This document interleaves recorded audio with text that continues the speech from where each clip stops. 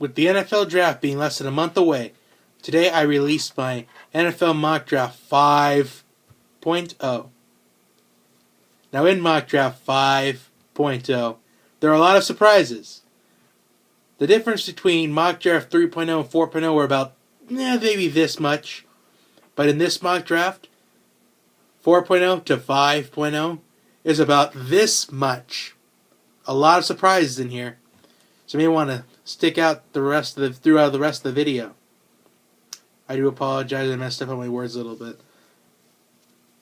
But the first overall pick, I have the Tennessee Titans going with Laramie Tunsil, the offensive tackle of Ole Miss.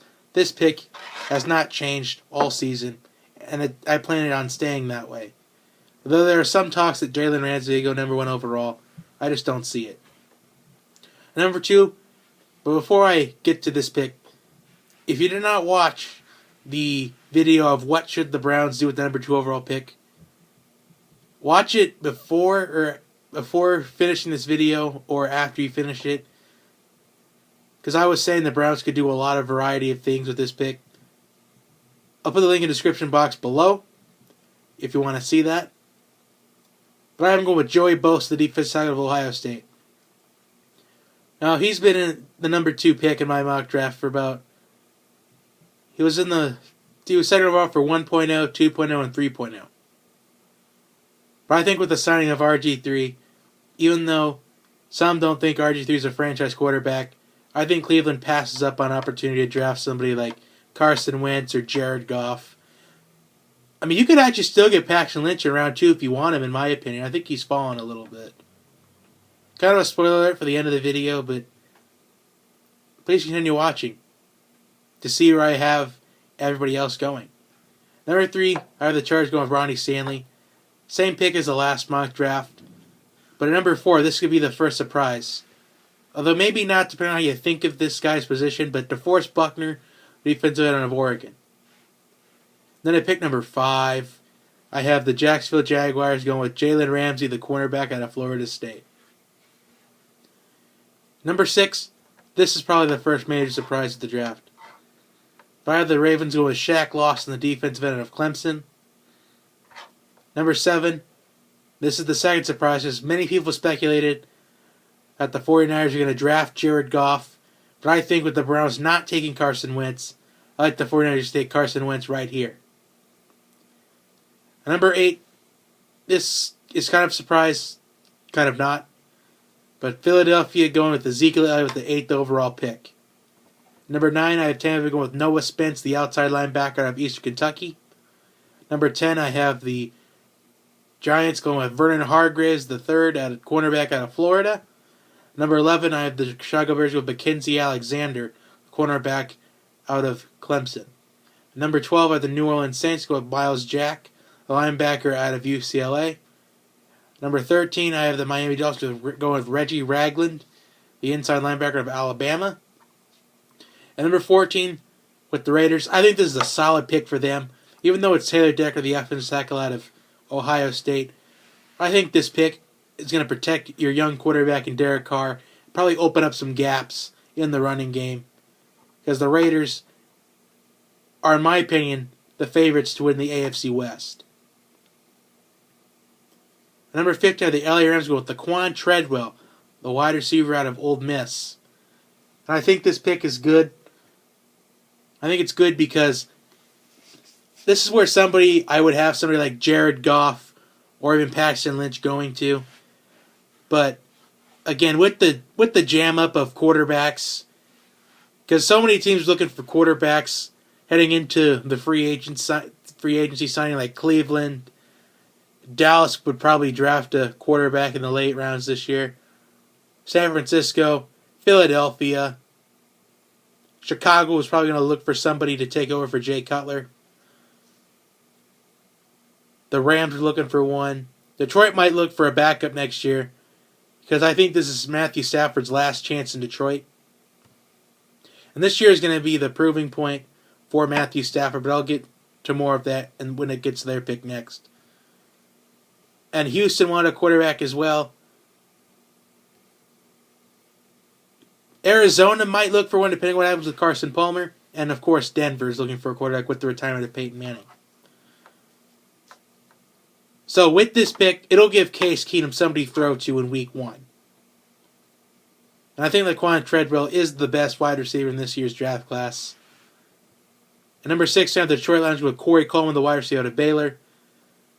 The Lions wanted to take Laquan Treadwell with this pick, but they couldn't because they were already taking the pick before them. And this is, in my opinion, again, this is Matthew Stafford's probably last chance with Detroit. Because many people think that if it wasn't for Calvin Johnson, Matthew Stafford is not in this league. Probably, maybe just not even a starting quarterback. But others go to the drastic point of, if it weren't for Calvin Johnson, Matthew Stafford is not even in the NFL. So I think the Lions draft Corey Coleman to give Matthew Stafford that one chance to prove himself that he doesn't need Megatron. Number 79, the Falcons with Sheldon Rankins, the defensive lineman out of Louisville. This will help out Dan Quinn's defense with Sheldon Rankins. I think this is a good pick. At number 18, I have the Indianapolis Colts, going with Jack Conklin, the offensive tackle out of Michigan State. Now, the Indianapolis Colts did not look good all season long last year, with Andrew Luck missing most of the games, and Matt Hasselbeck. Matt Hasselbeck actually didn't do too bad. He won a couple of games for him. But the offensive line just did not look good. Not a lot of room for Frank Gore and Ahmad Bradshaw. I think this pick of Jack Conklin will help the Indianapolis Colts get back on the winning track. Number 19, the Buffalo Bills with Robert Nkemdiche, the defensive tackle of Ole Miss. Many people think he could have been a top 5 pick this year, but with his off-the-field issues, his draft stock fell a little bit, kind of like Randy Gregory's of last year, and kind of Shane Ray's too a little bit. He only fell about maybe 10 to 15 picks.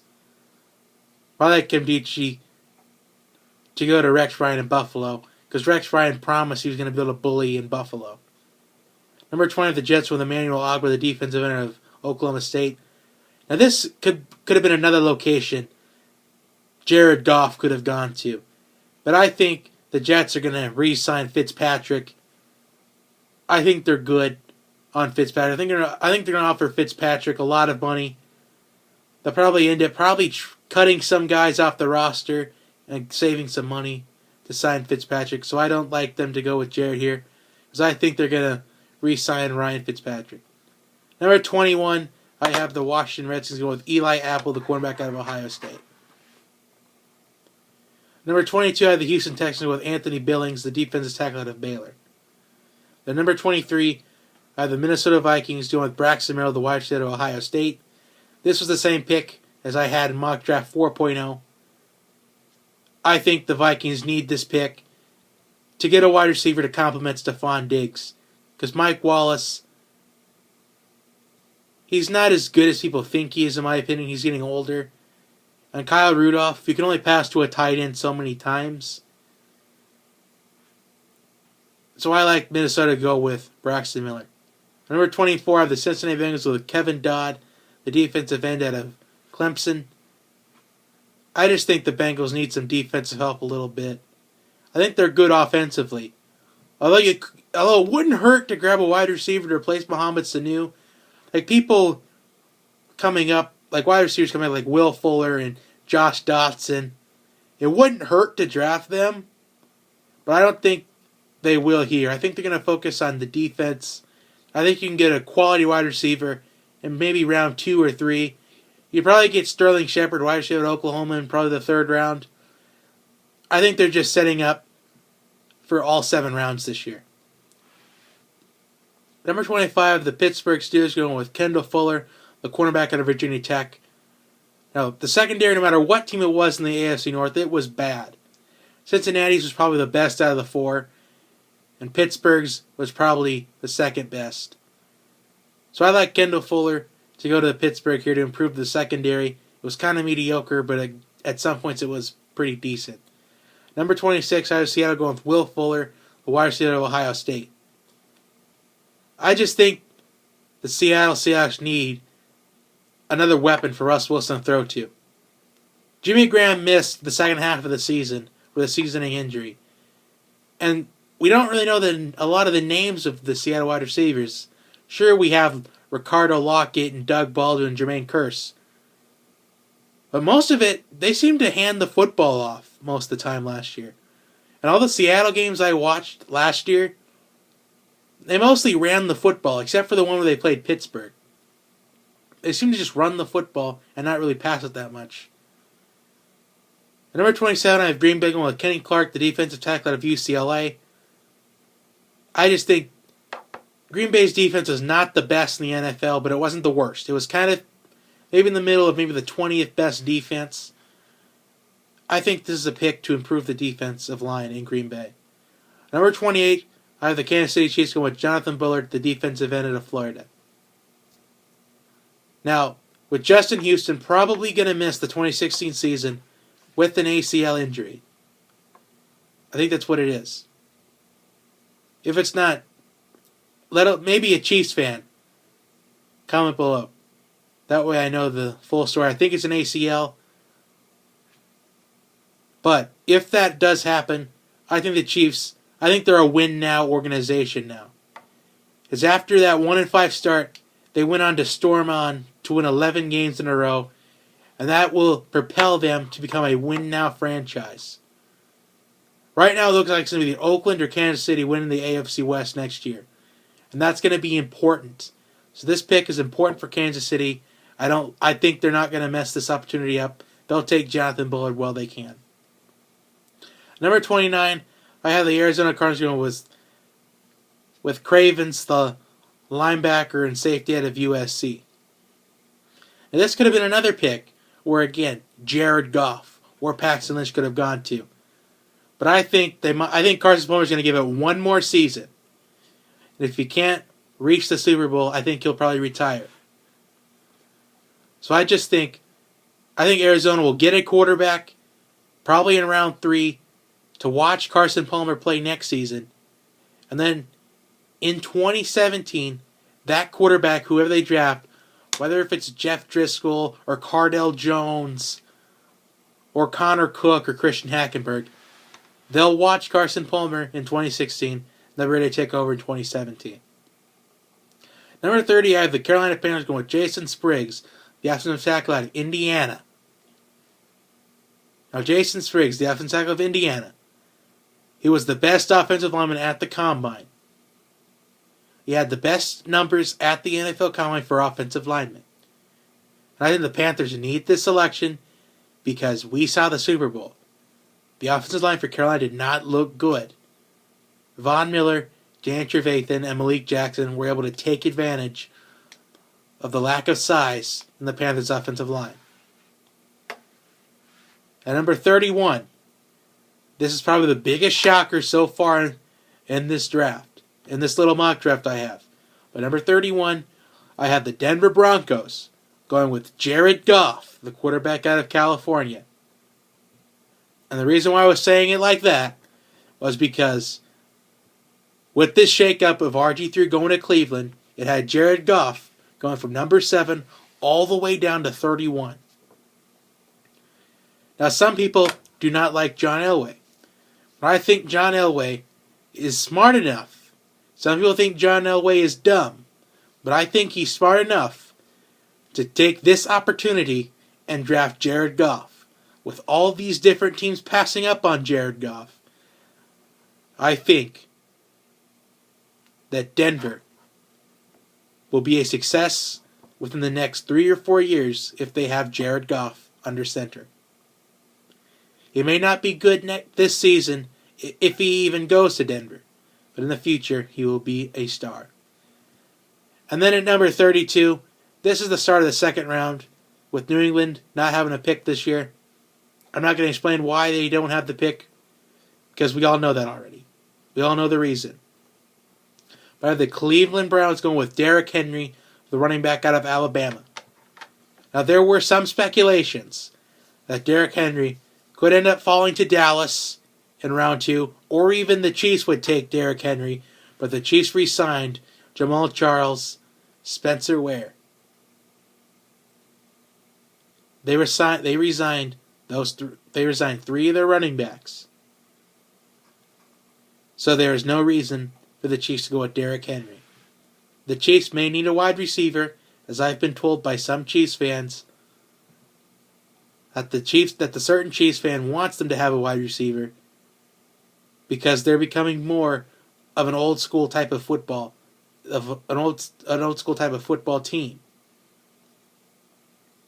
with running the football with their running backs. You're going to have to throw the football eventually. And after this first round and the bonus pick, many people are probably wondering where Paxton Lynch is going. But at the moment, if the NFL draft was this weekend, I would have Paxton Lynch falling all the way down to 51st overall to the New York Jets. Because at number 20, the Jets have an opportunity to take Jared Goff. But I think with the re-signing of Ryan Fitzpatrick, the Jets will wait till the next round to take a quarterback, and then they will notice that Paxton Lynch is still available, and they will take advantage of that pick. Because Ryan Fitzpatrick will probably only be in the NFL for maybe 2-3 more years tops. And I think Paxton Lynch will probably learn a little bit of something under Ryan Fitzpatrick. So that is the Johnny Burtek, also known as Johnny Talks Sports, Mock Draft 5.0. Tell me what you think of those picks. Comment below. You can also tweet me at my sports account at JB Talk Sports. You can like the new Facebook page, which I forgot to mention in Monday's video. I'll put the link in the description box below where you can go like that page. You can even email me. The email will also be in the description box below. That is my video. Have a wonderful day, and I will see you in my next video.